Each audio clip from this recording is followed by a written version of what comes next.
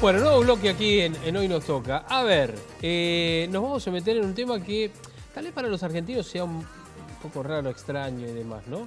Para los mexicanos, lo que contábamos antes, es una celebración, es el Día de los Muertos. Claro. Es una gran fiesta, inclusive Sí. también, en las calles, ¿no es cierto? Bueno, ahora con la cuarentena y la pandemia, veremos a ver cómo se desarrolla en México. Pero vamos a estar hablando del Día de los Muertos, sí, que es el próximo 1 de noviembre. Y estamos en comunicación con Natalia Barrera. Natalia es alquimista, ¿sí? Y además es creadora, lo voy a leer bien para no equivocarme, es creadora del método Alquimia Femenina. ¿Es así, Natalia? ¿Cómo te va? Buenas tardes. Así es, muy buenas tardes. ¿Qué significa ser alquimista? Bueno, un alquimista es el que decide hacer ese camino interior hacia descubrir el origen de lo que le pasa, y eso te lleva a estudiar cómo funciona el universo. Por eso dentro de alquimia se estudia mucho lo que es la física, en especial la física cuántica, todo lo que es la biología, neurociencias, pero desde un lugar mucho más holístico y más integrado con un aspecto energético y emocional. Ajá, pero digamos, a ver, para ser alquimista, porque es toda una ciencia, ¿no? Que para algunos, bueno, es bastante especial y particular, otros la toman como algo natural, como me imagino lo tomarás vos. ¿Qué es lo que hacen cotidianamente? A ver, contanos un día de un alquimista.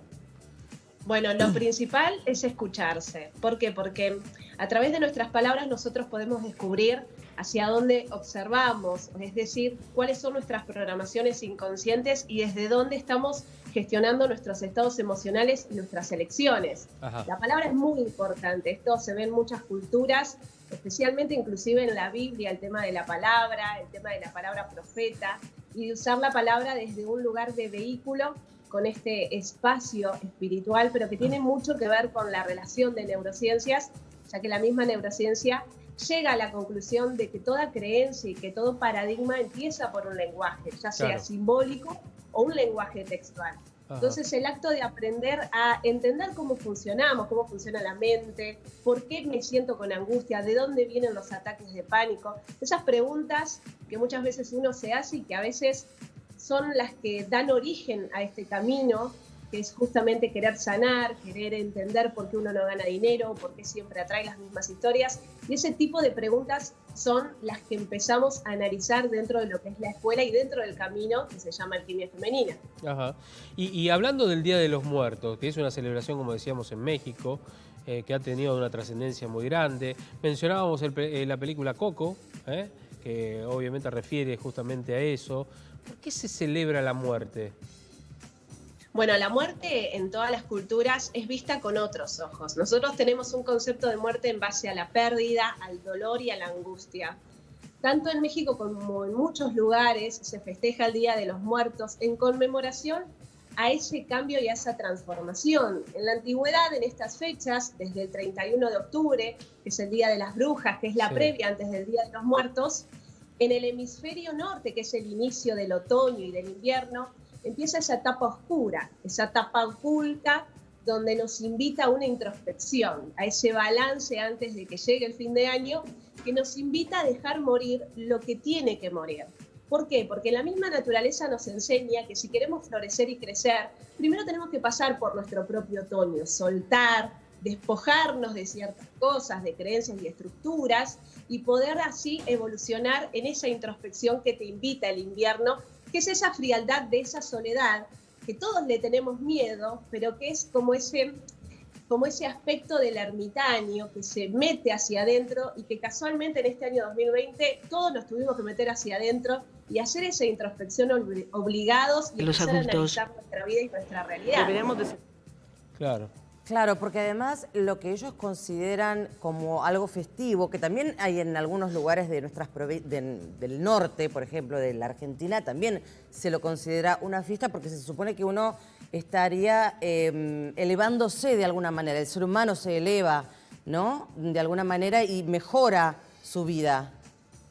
Claro, porque se cree que en estas fechas el velo que divide los vivos y los muertos, ese velo está más delgado, es decir, ese mundo visible e invisible se hace más delgado y entonces es como que uno tiene más comunicación. ¿Por qué pasa esto? ¿Por qué está este mito?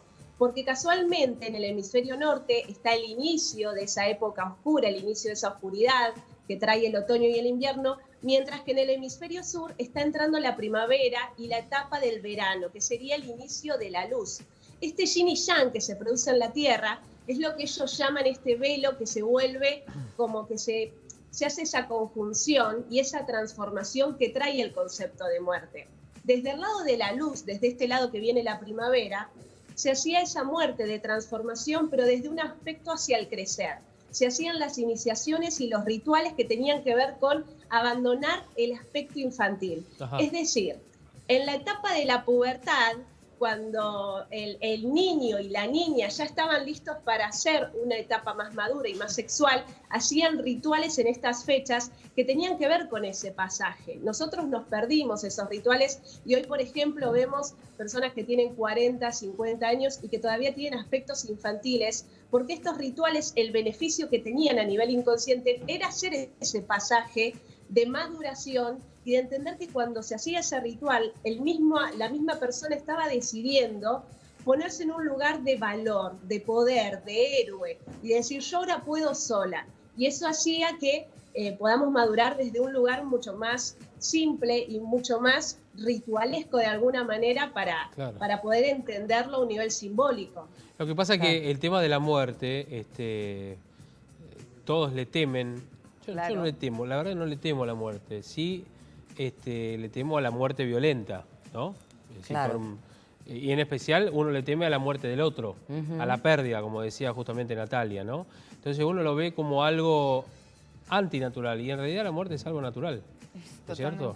Sí. Y bueno, en esta pandemia o en esta cuarentena se ha exacerbado un poco más todavía el miedo a la muerte, digamos, por este virus que nos rodea, ¿no es cierto? Hoy la Argentina tiene más de 30.000 muertes y eso ha llamado mucho la atención, ha preocupado mucho, ¿no es cierto? Pero el culto de la muerte, y no estoy hablando no sé, del culto a San la Muerte, que es otra cosa, ¿no es cierto? ¿O es lo mismo? No, es otra cosa. Es otra cosa, claro, exactamente. Por eso digo, para diferenciar, porque bueno, dice, vaya, pero San la Muerte, no es lo mismo de esto que estamos hablando, sino estamos hablando, inclusive hasta lo que habla la película Coco, ¿no es cierto? De recordar al que murió, que sigue vivo en nosotros a través del recuerdo, ¿no?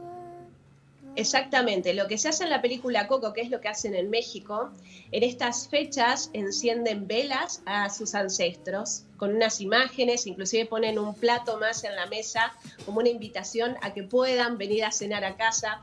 Y se hace esto en conmemoración a entender que la muerte, por más que sea física, el ser, el espíritu sigue vivo. Sí. Esta creencia y este festejo deja en evidencia que lo que se cree es que somos más que un solo cuerpo, que tenemos muchas vidas, acá aparecen los aspectos de la reencarnación, y lo que se hace en esos rituales básicamente es poder hacer esos duelos que quizás a veces no podemos, por ejemplo, con todo lo que pasó este año, mucha gente no se pudo despedir de personas que fallecieron, y este proceso de rituales nos ayudan mucho a poder cerrar esos ciclos y poder hacerlo quizás como lo hacían nuestros ancestros, desde un lugar muy amoroso, que es encender una vela quizás a nuestros abuelos, a nuestros padres que ya no están, y poder hacer esa introspección de entender que ellos están con nosotros a través de los recuerdos, a través de las enseñanzas que nos dejaron, y poder hacer este tipo de rituales nos ayuda mucho a soltar esas emociones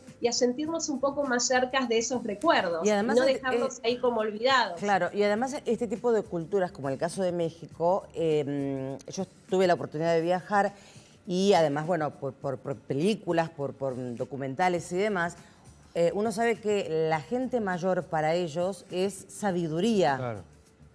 Digamos que se supone que es lo que están más cerca de la muerte, ¿no? Digamos, entre comillas. Entonces es también un culto a la persona grande que se supone que es la que más sabe, la que nos enseña.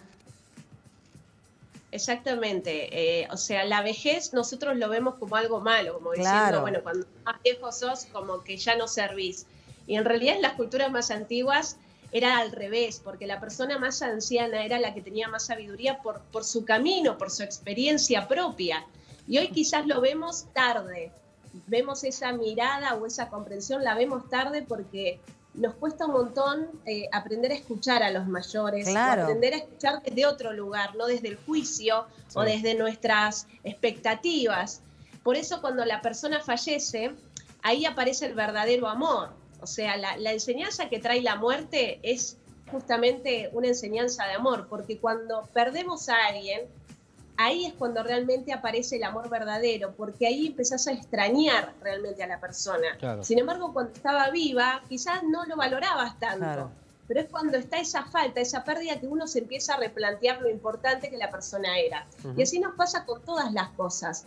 Por eso, en estas fechas lo que se hace es empezar a analizar la muerte desde un lugar de transformación y no esperar a que las cosas se terminen para poder expresar lo que queremos y expresar nuestro amor frente a los seres queridos, pero también entender la muerte como un proceso natural de la naturaleza. Tal cual. Porque la muerte es parte de nuestro camino y tenemos que aprender a dejar morir, sean relaciones, sean hábitos, sean etapas de nuestra vida, porque a veces hay cosas que ya no las podemos hacer, por más que nos gusten, y también habla de una maduración. En esa muerte, en ese soltar, en esa transformación, uno empieza a renacer como alguien nuevo. Si nosotros miramos nuestra vida desde donde estamos ahora y nuestro pasado y nos comparamos, vamos a darnos cuenta que pasamos por muchas muertes, que la persona que éramos hace 10 años atrás es bastante diferente a la que está hoy.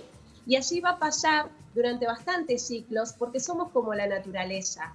Tenemos nuestros ciclos, tenemos nuestras historias. El tema es que cuando no dejamos que la muerte nos atraviese de alguna forma y nos animamos a transformarnos, pasa que volvemos a repetir historias. Y eso se ve mucho en la película Coco, Claro. cuando se repite la historia de los ancestros. No, y Esto ocurre cuando... Exacto, eso es cuando lo que mencionaba justamente Andrea, ¿no es cierto? El tener no solamente el respeto, sino recordar la sabiduría todavía, obviamente, de aquellos que ya no están. Bueno, Natalia, te agradecemos mucho. ¿Hay alguna página, alguna red social que alguien... Ahí la tenemos, ¿no? Ahí está, mira. Justamente, mira que eso. Sí, en mi Instagram, nataliabarrera.escuelanefer, y en mi canal de YouTube tienen montones de videos gratuitos para poder ver y poder autoanalizarse. ¿Cómo es el canal de YouTube? Natalia Barrera. Natalia Barrera, ahí mismo te encuentran entonces. Bueno, Natalia, gracias por esta charla, ¿eh? Muchísimas gracias a ustedes. Hasta luego. Natalia Barrera, alquimista y además creadora justamente de este sistema. Es interesante, ¿no? Porque es otra cultura, ¿no? Pero acá en Argentina, en algunos lugares... En algunas provincias del norte... No, ¿viste? ni hablar. Claro, Exactamente, tenés razón. también es una fiesta. Tenés razón, sí, exactamente. Así como es el de la Pachamama, claro, exacto. entre otras, inclusive, bueno, vírgenes, ¿no es cierto?, que se veneran y demás, también es una situación muy fácil, particular, ¿no? Bueno, cambiamos de tema. Vamos a hablar del fútbol, que arranca en un ratito nada más, vuelve el fútbol